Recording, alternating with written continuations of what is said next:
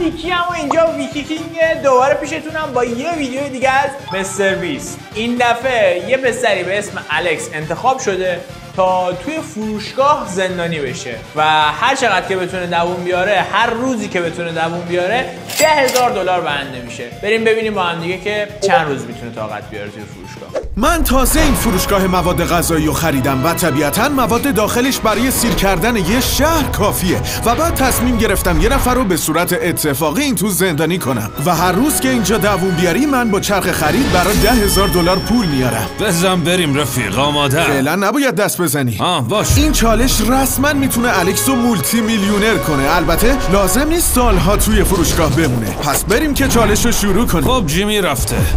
اصلا واسه چی برم؟ میتونم سالها اینجا بمونم. آخ جون وقتشه برم خرید. اگه الکس از این خط قرمزی که دور محوطه فروشگاه کشیدیم رد بشه، چالش به پایان میرسه و باید با پولایی که داره اینجا رو ترک کنه. و برای اینکه مطمئن شیم داخل فروشگاه میمونه، طبیعتاً مجبور شدیم کل فروشگاهو دوربین کار بذاریم. واسه شام شب اول استیک به نظرم خوبه. گمونم این قسمت از فروشگاه قراره نقش خونه رو برام بازی کنه. اگه هر شب از این بساط باشه چندین سال از اینجا تکون نمیخورم. خداحافظ تا فردا صبح. 24 ساعت اول تموم شد و من $10,000 آوردم. الکس سلام. میتونی از ظاهرش تایید کنی $10,000؟ واقعا هست. باشه قبوله. حالا بریم که چالش رو شروع کنیم. برای دریافت $10,000 روزانه باید $10,000 از اجناس داخل فروشگاه رو به من بدی. پس باید ببینی این اجناس رو به چه ترتیبی بدی بیرون که تا آخر چالش دچار مشکل نشی. چه جالب باشه. اون طرف کلی وسیله الکترونیکی داریم که اتفاقا خیلی هم گرونه. آره فکر خوبیه. من که نمیتونم این تلویزیون رو بخرم، پس میدم بره. تازه 22 سنتش هم زیادیه. خب MPV کارت دارین؟ نه کارتشو میخرین؟ نه. یکیش هم نمیخواد؟ نه. فرمشو بدم؟ نه.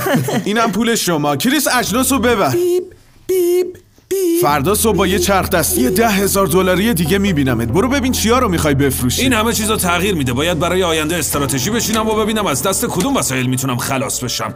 غذای حیوانات، وسایل مربوط بهشون. جیمی نمیتونه مجبورم کنه از اینا بخورم. اینجا $10,000 غذای سگ دارم. حالا دیگه میخوام برم استراحت کنم که صبح پاشم و وسایل بیشتری واسه فروش آماده کنم. هنوز کلی کار دارم. به نظرم غذای سگم انتخاب اشتباهیه، چون تایمی که میتونه فاسد بشه خیلی بیشتر از مثلا سبزیجات و چیزای دیگه است و الکس داره خیلی بد پیش میره. یعنی دیوونه ترین حالت ممکنه و احمقانه ترین حالت ممکنه. فکر نکنم این آدم بتونه طاقت بیاره. الکس چه خبره جیمی؟ سلام. امروز میخوای اونا رو بهم بفروشی؟ پس نوبت غذای سگه. وای خدا یه طول میکشه اینا جا به جاشن. شعبده بازی بکنیم؟ میسپرمش به تو. بزن بریم.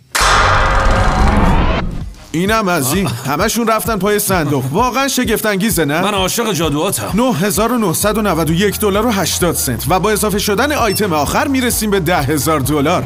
البته باید بدونین ما هر آیتمی که الکس به من میفروشه رو به خیریه اهدا میکنیم. پس نگران نباشین، هیچ کدوم از اینا حروم نمیشن. روزای بعد زیاد برای الکس سخت نبود. روز پنجم بهم $10,000 مواد غذایی داد. این مواد خیلی زود فاسد میشن، پس نمیخوامشون. روز ششم بهم یه عالمه پوشک بچه فروخت و روز هفتم، هشتم و نهم $30,000 دیگه از مواد غذاییشو تحویل داد و از اونجا که 10 روز دوش نگرفته بود تصمیم گرفت تو اتاق پشتی فروشگاه برای خودش یه حموم بسازه و همینطور لباسشویی. سلام، اوضاع چطوره؟ چه خبره جیمی؟ خب حالا میخوام یه جواب صادقانه بدی. به نظر تا کجا پیش میری؟ خب مطمئنم 100 روز رو طاقت میاره. ایول بابا. بسته به اینکه الکس چقدر دووم میاره ممکنه این پرخرج‌ترین ویدیویی باشه که تا حالا ساختم، ولی من آمادگیشو دارم. یا خدا اینجا رو. حتی اگه یه سالم بمونی آمادگیشو دارم. میخوام بدونم کی پولا رو گذاشته اون تو. بانک دیگه. وقتی من اجناسمو تحویل بگیرم تو هم به پولت میرسی. خب امروز میخوام بازم تلویزیون بفروشم. آخه کی میره از فروشگاه تلویزیون بخره؟ اینا چرا اینجان؟ خب حالا راستشو بگو الکس، نکنه جعبه تلویزیونا رو خالی کردی و خود تلویزیون رو نگه داشتی جعبه‌شو دادی؟ خیلی خری. باشه، با اینکه هیچ ربطی نداشت بهش اعتماد میکنم.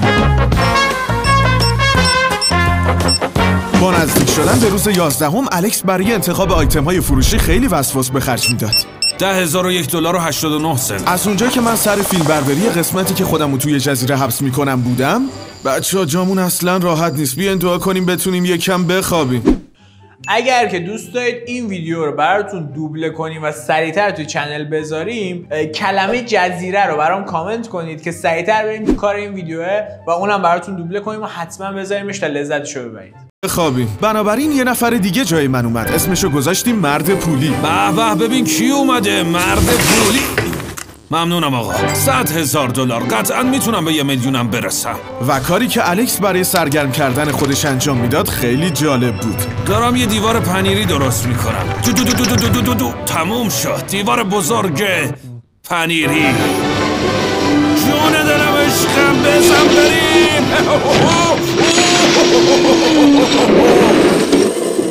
ارزششو داشت. واقعا ارزش داشت.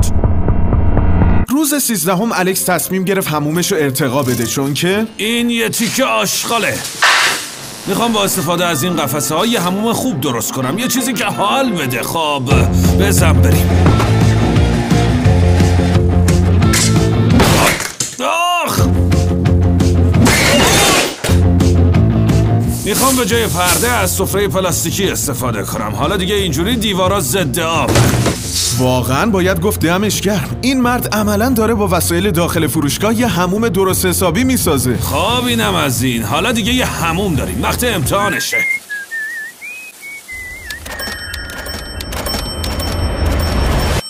خیلی خوب. حالا دیگه میخوام یه دیوار آبکی بسازم. هیچ وقت فکر نمی‌کردم همچین صحنه‌ای ببینم، ولی الکس با استفاده از تمام بطری‌های آب داخل فروشگاه دور پناهگاه خودش یه دیوار کشید. حتی با استفاده از دستمال توالت‌ها واسه خودش یه تخت درست کرد. اینجا خیلی دنجه. میتونم راحت شورت بزنم.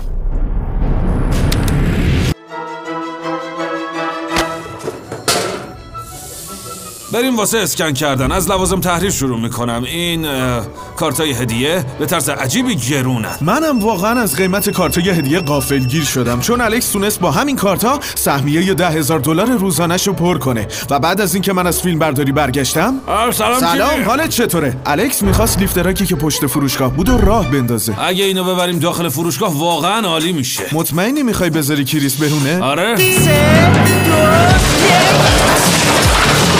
خیلی خوب. بابای داغون کرد. لازمه یه دور دیگه بیان.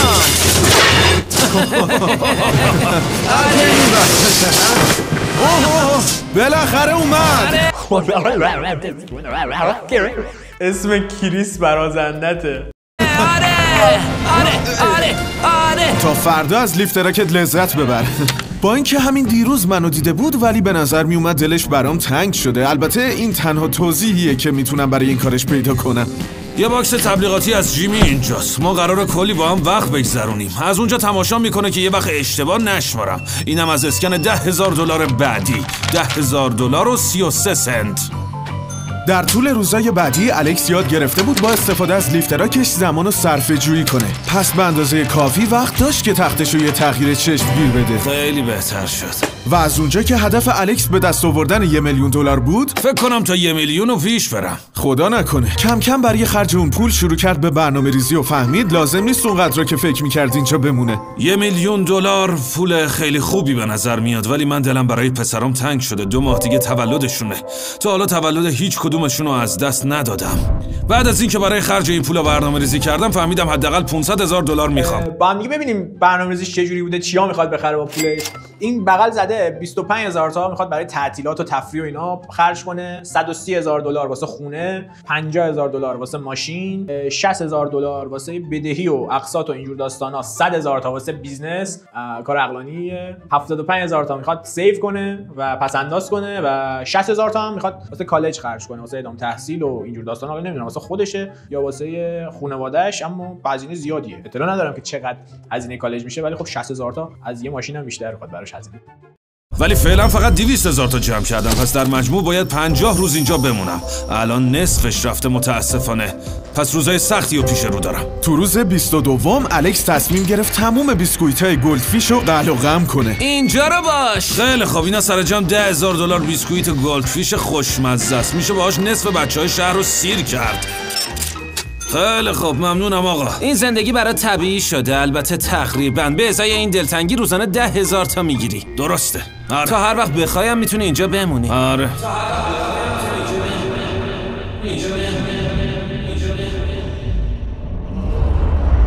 همونطور که میبینین روزا برای الکس پشت سر هم میگذشتن، اما بالاخره یه روز تصمیم گرفت تموم بطریایی که برای ساخت پناهگاه استفاده کرده بود و به ما بفروشه. اما از اونجا که قفسه ها فروشی نبودن متوجه شد میتونه باهاشون دیوار درست کنه. میخوام مقاومت خونه رو با این قفسه های آهنی بیشتر کنم.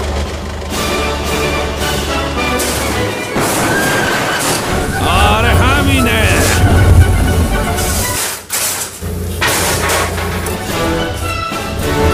الکس دیگه خیلی احساس راحتی میکنه، اما روحش هم خبر نداره که من بعد از خرید این فروشگاه دیگه قبضه برقشو پرداخت نکردم. پس ممکنه برق کل فروشگاه بره، در نتیجه فریزرها و چراغا از کار میافتن و قراره همه چیز خیلی دشوارتر بشه. اما قبلش برای اینکه بهش روحیه بدیم گفتیم الکس لیاقت یه جایزه رو داره. اومدی باباتو ببینی؟ آره بابا. آماده این برین تو؟ بله. فکر کنم گریش بگیره، لحظه عجیبیه. آی خدا.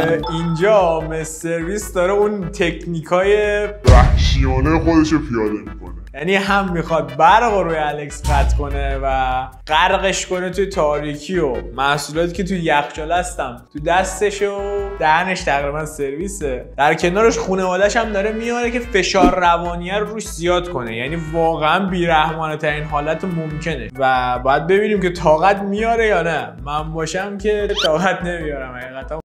الکس برات سورپرایز داریم. سلام. چند تا مهمون ویژه.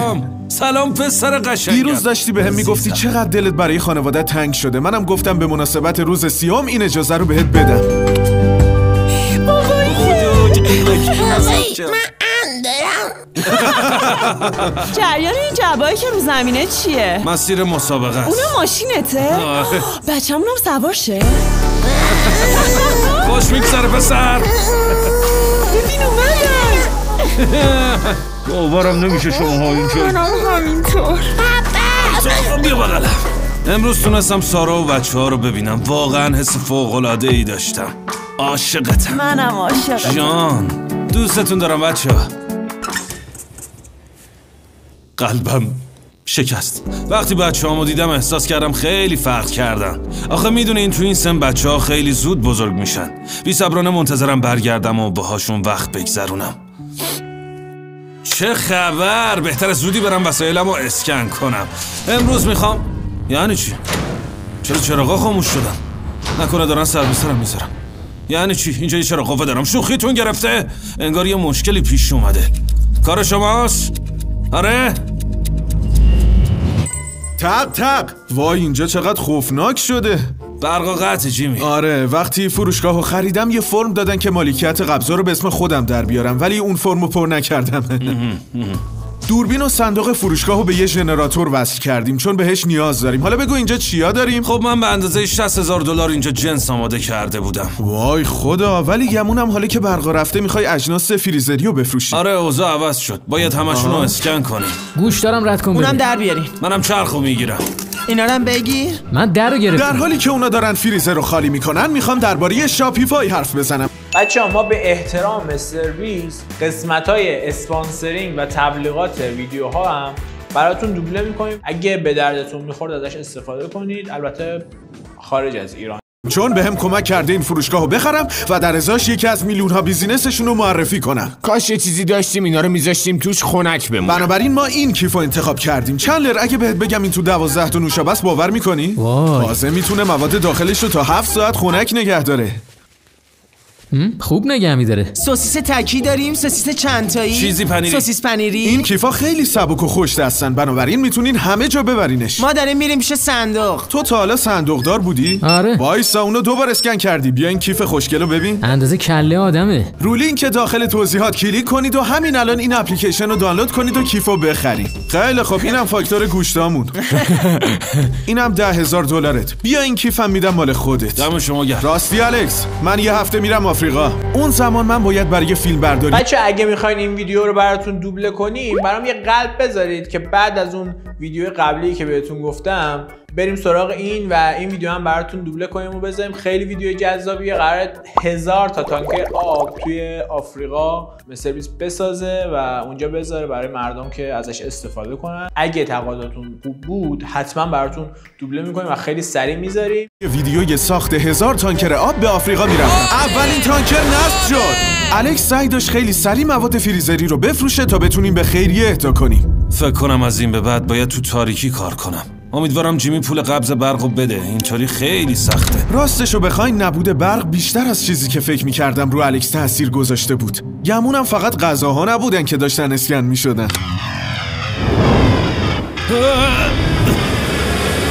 به نظرتون میشه با یه لیفتراک چپ کرد؟ مواظب راهروی هفتم باش.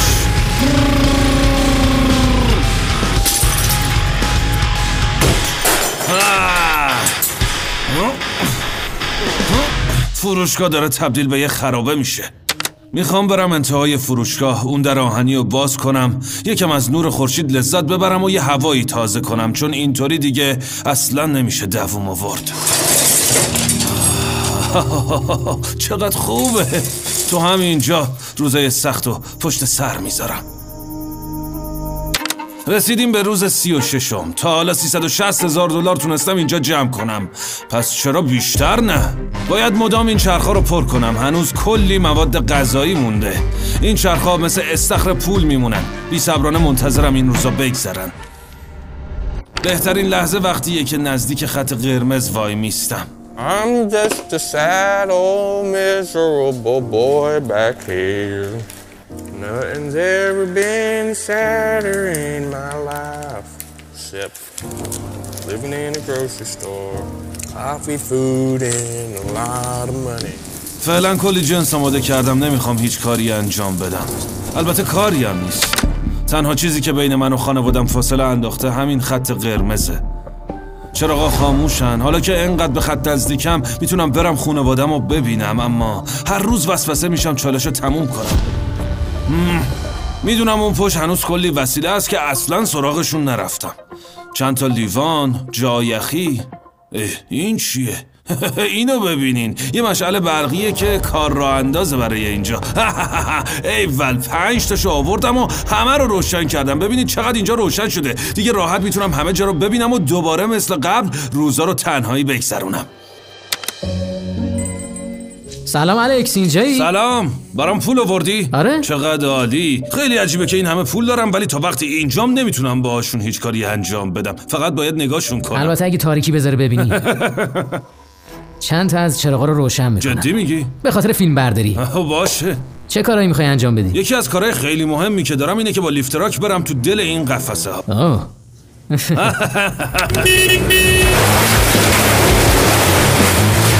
خودت خواستی. شما دیگه رد دادی. خیلی خوب، دیگه وقتش از اینجا تشریف ببرم.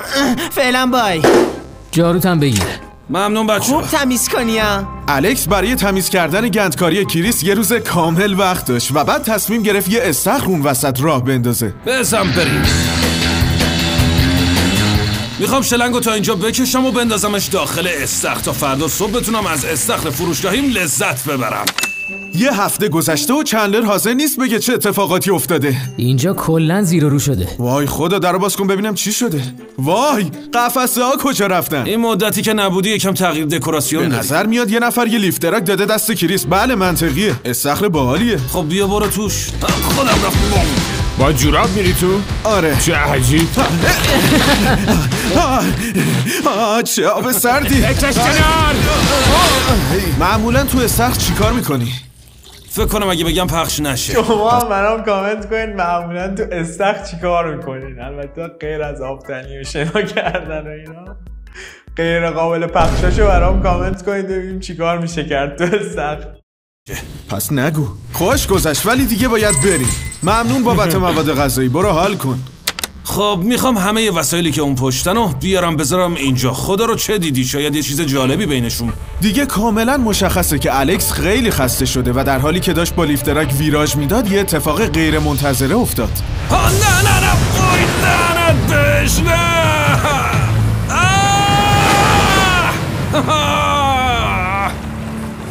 آی گند زدم خدا. نه چه وضعی شد.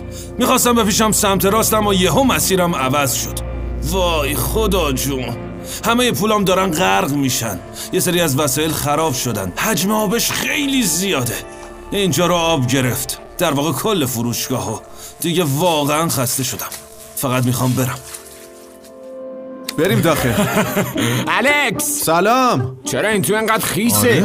درود. چطوری الکس؟ دارین کالاسکه طلایی رو میارین؟ دراز کشیدی؟ حالت چطوره؟ شکر میگذره. مثل آدمای شکست خورده ای. آره استخر و تلفن. چطوری این کارو کردی؟ داشتم با لیفترها که سری از وسایل رو جابجا میکردم، بعد نشد درست مسیر رو عوض کنم، رفتم تو استخر. منم گفتم که وای چی خیسه؟ چند هفته دیگه میخوای بمونی؟ هفته؟ فعلا میخوام روز به روز پیش برم. نمیدونم چقدر اینجا دووم بیارم. پس اگه فردا تو رخت خوابت یه عنکبوت ببینی میری؟ بله 100%. فکر نکنم خیلی دووم بیاره، داره زود تموم میشه. نمیایم وقت بگذرونیم؟ معلومه که نه. افسرده میشیم. وقتی الکس این چالش رو شروع کرد فروشگاه این شکلی بود و حالا به این حال و روز افتاده. خب رسیدیم به روز 44م. انگار هوا هنوز تاریکه. جیمی نیومده، باید یه سری از وسایل رو بفروشم. میخوام اینا رو بردارم و ببرم اون عقب. امیدوارم امروز یه نفر اون $10,000 رو برام بیاره. امکان داره فراموش کرده باشن. تنهایی خستم کرده. همینجوری فقط رو صندلی میشینم تا پولم رو برام بیارن.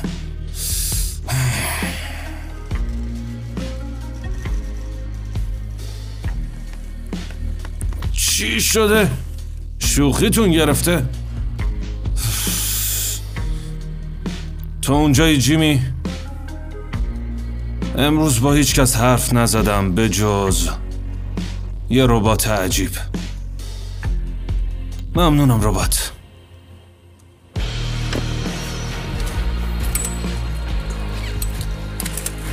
حتی جیمی هم حاضر نیست یه دقیقه بیاد این تو. اینقدر که اینجا دپرس کننده شده. البته من بهش حق میدم. چه اوضاع بدیه.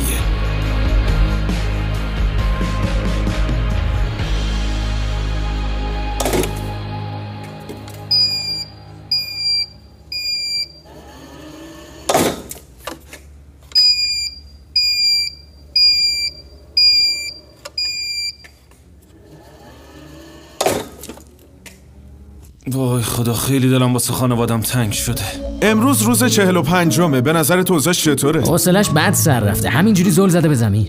اگه $450,000 نبرده بود خیلی براش ناراحت می شدم. البته هر وقت بخواد میتونه بره، پس مشکلی پیش نمیاد.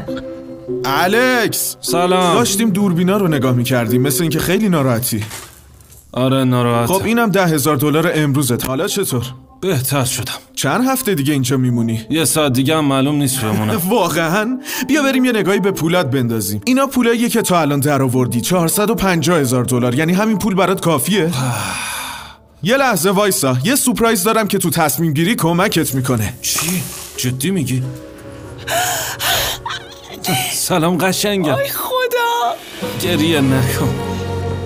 نمیتونم جلوشو بگیرم. خوب باش دیگه. چرا کفشاتو نپوشیدی؟ لباست کو؟ محض اطلاع من کفششو بر نداشتم. نمیدونم چرا کفش باش نیست. اینا پولاییه که تا الان تونستم جمع کنم. عجیب نیست؟ تصورشم برام سخته. فکر کنم میتونم 5 روز دیگه هم بمونم. به نظر ارزش داره؟ نتیجه فکرمونو کردیم. کلی پول در بیاری یا هر چی که داری و نگه داری؟ راستش موندن دیگه ارزش نداره. میخوام باشه، پس بذاریم پولا رو ببریم بیرون. خیلی خب الکس، به محض اینکه پاتو بذاری رو خط قرمز همه چی تمومه. اگرم نمیتونیم پولا رو برگردونیم و چالش رو ادامه بدیم. باشه برش گردون. حله، برگردونین تو. شوخی کردم. الکس 45 روز داخل فروشگاه موند و $450,000 به دست آورد. بالاخره تموم شد. واقعا خوشحالم. تبریک میگم الکس. از شرکت آلبرتسون ممنونم که قفسه ها رو بهمون قرض داد. من برم واسه الکس یه لباس بیارم. 45 روز $450,000 الکس برداشت و رفت. امیدوارم از این ویدیو لذتشو برده باشید و با لایکتون، با کامنتتون، با سابسکرایب کردنتون ما رو حمایت کنین، انرژی بدید به من و کمکمون کنید که بزرگتر بشیم، ویدیوهای جذابتری برای شما بذاریم و همه کنار همدیگه لذتش رو ببریم و این زندگی یه خورده سخت شده رو راحت‌تر طی کنیم و چند دقیقه در طی روز حالمون بهتر بشه. امیدوارم حالتون همیشه عالی باشه. خدا نگهدار.